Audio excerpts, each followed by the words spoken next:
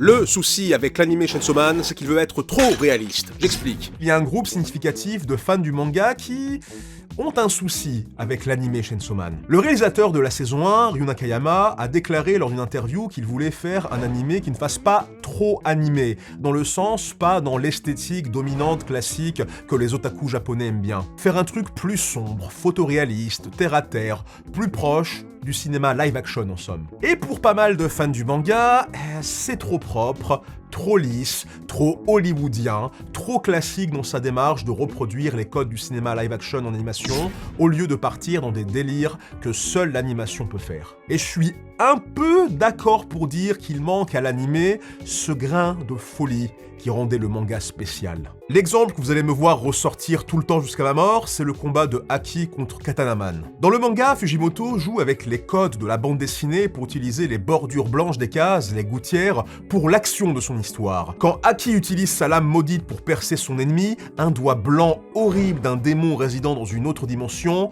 passe par la gouttière pour faire une pichenette propulsant la lame. Littéralement, le truc qui sert à séparer les cases dans un manga font maintenant partie de la réalité du récit et servent à l'action, comme si les démons en fait pouvaient passer brièvement dans le monde des humains à travers ces espaces négatifs visibles seulement par les lecteurs. C'est juste génial en termes de mise en case et de trouvailles visuelles, je trouve. Mais dans l'animé, c'est juste une main fantôme qui se place à côté de Aki dans le même plan d'existence que lui. Voilà, t'as le manga qui brise les codes de la BD pour rendre son histoire plus stimulante, mais l'animé, lui, il se refuse de jouer avec les codes du cinéma ou des formats d'image par un souci de vraisemblance, s'empêchant de trouver un équivalent à la folie du matériel d'origine. J'ai fait une grosse vidéo d'1 demi-heure sur ma chaîne YouTube pour en dire plus sur le sujet, mais en attendant, sachez que